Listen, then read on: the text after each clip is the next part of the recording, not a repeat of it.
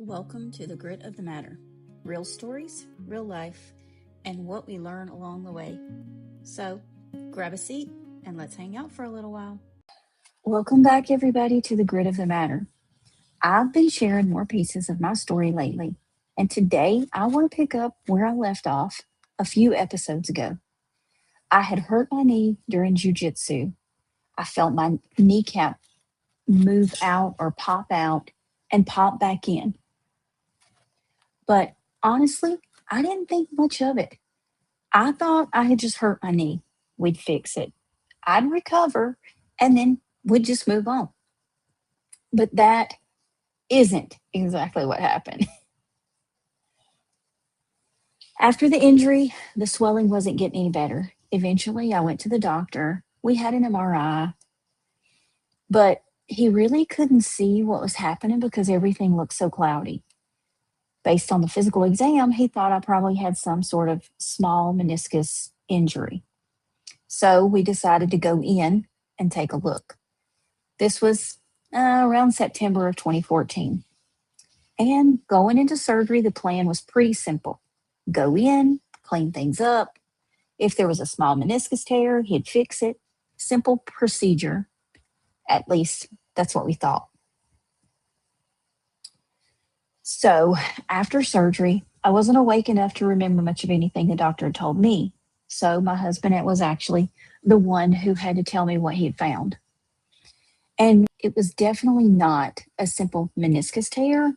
My doctor described the underside of my kneecap as it looked like it had been through a meat grinder. There was all of this abnormal tissue in there that nobody was expecting to find. At that time, my doctor really suspected something called PVNS. And I want to make this clear. That was only the suspicion at the time. That is not what he believes we're dealing with today. But back in 2014, that was the first possibility. Here's the crazy part. My doctor had never actually seen PVNS in person. The reason he even recognized what he thought he was looking at was because years earlier, he had done his medical dissertation on it. And he literally told me that. And apparently, nobody else at the surgical clinic had seen anything like it either. So he actually called some of the other surgeons into the OR to take a look at it. Not because I was some kind of experiment, just because nobody had seen it before. He cleaned everything out that he could and sent the tissue off to pathology. And at that point, I really wasn't scared. I didn't even know what PVNS was. My thought was basically, okay, that's a weird little thing. He cleaned it out. We'll figure out what this is and we'll just deal with it. That's pretty much how I've always handled things. Just roll with it. The next day, my doctor called to check on me, and he explained what he suspected was very rare. He also told me it could cause things like swelling, pain, and problems with joint mobility. And then he gave me some resources. He encouraged me to do my own research. Now, when you give me something strange to research, I'm definitely going to research it. So, down the rabbit hole I went.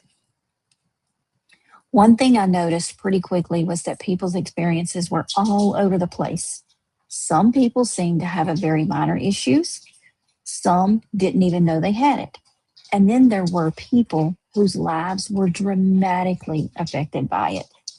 So I wasn't immediately sitting there thinking, oh my gosh, this is going to be so debilitating. I didn't know that. Nobody knew that. We didn't even have a confirmed diagnosis. So I wasn't going to borrow trouble from a future that hadn't even happened. I had a life to live. At the time, my son was turning 16. My daughter was turning 13. And if you've listened to some of my story before, you know we didn't live near family. My husband worked a lot. My kids were involved in all kinds of activities.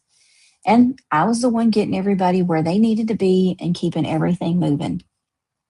So while all of this strange stuff was happening to my knee, life did not stop. My family was still my first priority. And we really hadn't told many people what was happening because honestly, what were we supposed to tell them? We didn't know. People didn't know what was going on because we didn't know what was going on. So I kept going. Before I even made it to my post op appointment, something had happened. We were getting ready to leave for a quick little weekend trip. I was still on crutches. My knee was still wrapped from surgery. And all of a sudden, I felt this horrible pop. Then this burning sensation went down my whole leg. The pain was excruciating. So I called, emailed my doctor because we were supposed to leave to go out of town. And he asked me several questions and ultimately said I could still go since my post op appointment was coming up. But if anything changed significantly, I needed to go straight to the ER.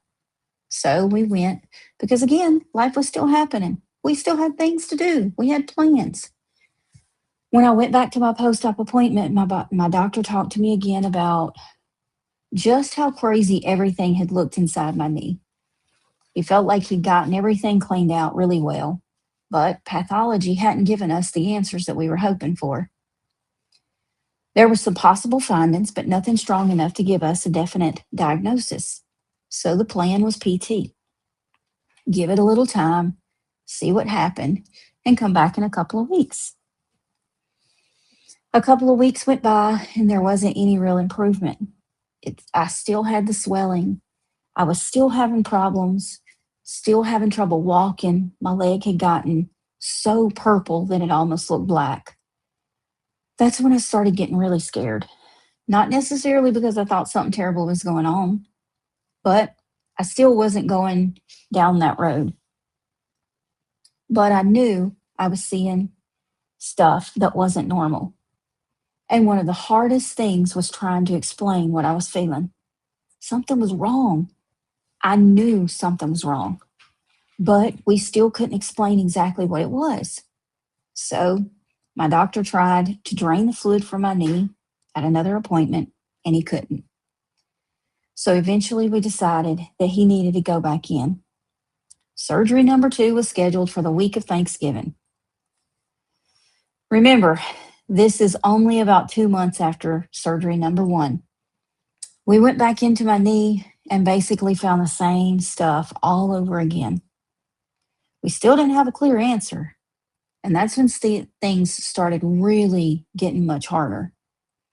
When I look back at the version of myself, there's something I understand now that I didn't think about at the time. I wasn't continuously trying to be resilient. I was just thinking, I was a mom. I had 2 kids. I had a husband. I had a family and a life that I loved.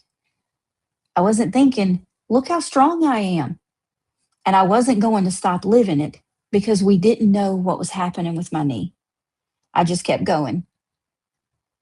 And I am 100% convinced that continuing to live my life, continuing to move, continuing to stay involved, and continuing to find ways to do what I could has played a huge part in who I am today.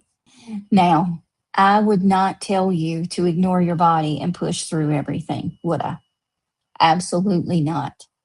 Actually, if you listen to my last episode, you know I'm working through some of that myself right now. I've learned a lot since 2014. I understand my body differently now. I understand recovery a whole lot differently now. I understand that adapting is different. But there's one thing that I wouldn't change. I never decided my life was over before I knew what my life was actually going to look like. And maybe that's one of the biggest things this part of my story taught me. We can learn, we can research, we can prepare, we can ask questions, we can advocate for ourselves, but we don't have to live every possible future before it gets here. Sometimes we just need to deal with what's in front of us today. And that's what I did. Maybe not perfectly, definitely not always the way I do it now, but I kept living. I'm going to stop my story right there today because after that second surgery, things got a whole lot more complicated. And that's a whole nother conversation. But if you're sitting in a place where right now you don't have all the answers, don't feel like you have to figure them out entirely with your future today. Ask the questions, pay attention, advocate for yourself, and then live the life that's in front of you. I'll keep sharing what that looked like for me as we go forward. Thanks again, everybody, for hanging out with me today. And remember, there's never any pressure for perfection, just progress. I'll see you next time. Thanks for hanging out with me today. If you enjoyed this one, share it with somebody you think might need it too. And don't forget to follow and turn on your notifications so you don't miss our next chat. Whatever your journey looks like, remember, you are not in this alone. I'll see you next time.